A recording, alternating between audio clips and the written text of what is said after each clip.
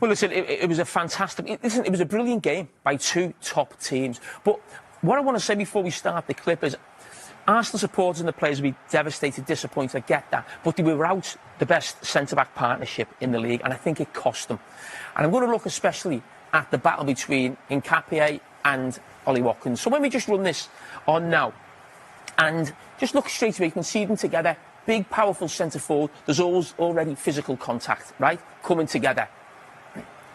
Maybe not used to that as much when you think of, you know, the country that he's come from, playing in the Bundesliga. But look, again, really aggressive against them, really tight. Getting up to the edge of the box. Now he loses him. Now he goes and finds him again. Just keep an eye on him. But he makes one error as a centre-back. And I know that position so well myself.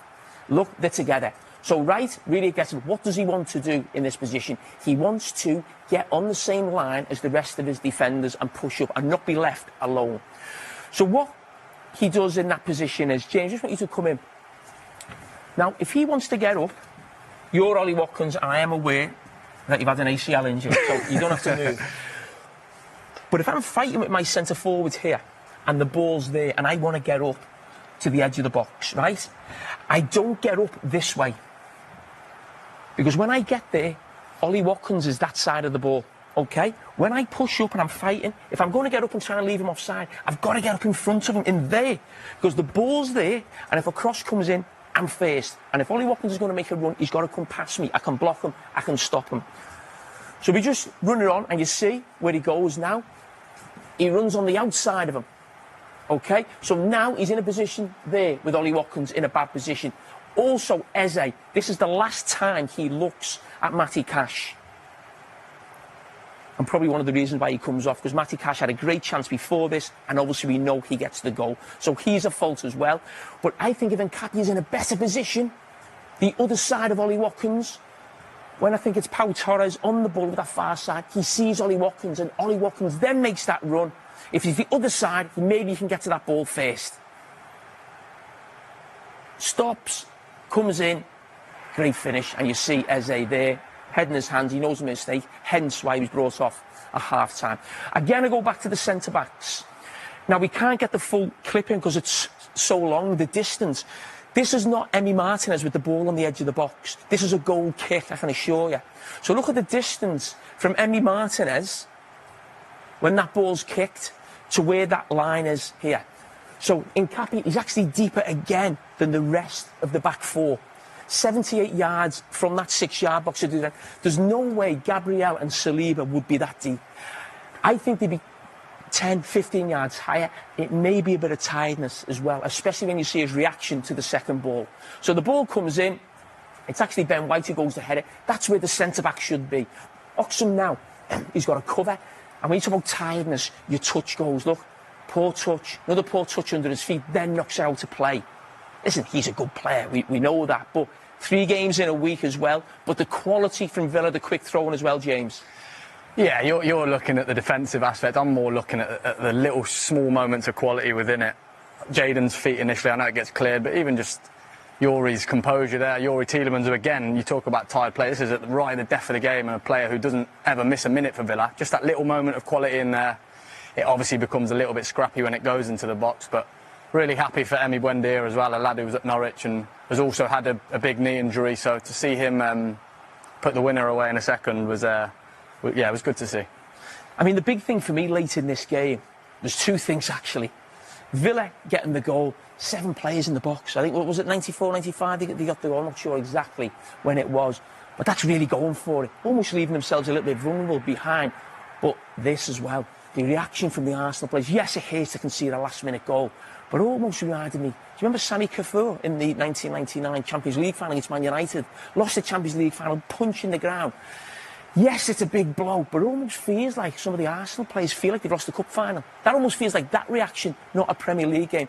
Of course it was a huge blow, but I think for Arsenal, and I said this before the game, it was always going to be difficult here today. Don't get, on Saturday, don't get carried away. You lost the game against a very good team, who were brilliant at home as well. You lost in the last minute without your 2 centre-backs. It's not that big a deal. But the reaction there, I thought, was telling about how much they felt they'd lost there in terms of losing that point.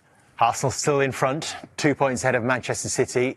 3 ahead now of Aston Villa on that brilliant run. James, Spurs, they're in 10th place. Liverpool in 9th, and in 16th place, Leeds United, who managed to pick up another point in what's been a really good week for Daniel Farke and for the team with that 3-3 draw against Liverpool. Special result, and as I say, Jamie, it's been a big week for Leeds United, which it felt like the tide was turning a little bit against Daniel Farke. Until this, at Manchester City last week. Yeah, we talk about teams getting results and how much maybe is down to the manager. I think the upturn in form is a lot down to the manager. So, second half at Manchester City, he changes the system, goes to 3-5-2, he brings a centre-forward and a centre-back on and takes off his 2 wingers, hence going to that system. And that feels like that was a huge difference second half here, and then they took that confidence on. So, as soon as the ball comes here to the wing-back now, his first look actually is Calvert-Lewin actually finds himself offside, but it's 2 men up against 2 centre-backs, making it awkward. And it's a little bit more direct. We know Leeds were the Championship, out of the 3 teams that came up, you'd expect to maybe play a little bit more football. That was the style in the Championship, but it's certainly changed in the second half here. And Daniel Farke, James, I'm guessing you know pretty well, don't you? Yeah, he was my gaffer at Norwich, which I actually worked out earlier. It's almost 10 years ago, which makes me feel pretty old. But and did he like to tweak formations then as well? Yeah, he was very tactically flexible. He was, he liked having the tactics board out and changing up. I remember very specifically him asking different roles of me within that time. So I know he's definitely always thinking about the tactical side of it. So to see him changing system and getting success from it doesn't surprise me at all. But when you go to a 3 at the back system, what that does give you, it should improve you at set pieces. 3 big centre-backs, and especially one of the front 2 is Calvert-Lewin, who you bring off the bench. And then early on in the game against Chelsea, next game, the man who comes on, substitutes at half-time, Biol, gets a goal from a set piece. And they're in business, aren't they, straight away. Ellen Road's bouncing. You see Biol there in that position with Delap. And as I said, it should give you a greater threat from set pieces. And maybe Leeds fans, I think, were calling for this a little bit more, maybe to be a little bit more direct over these sort of last few weeks when you consider how many 6-foot players they brought in the summer. So they went to 3-5-2 from the start against Chelsea. It was successful, and that was the same plan against Liverpool, but it didn't feel like it was working, certainly on Saturday evening when Liverpool were 2 goals in front. Then this triple change. Nonto, Brendan Aronson and Ao Tanaka into the game, Jamie, and you see the impact that they've made. One of them won a penalty.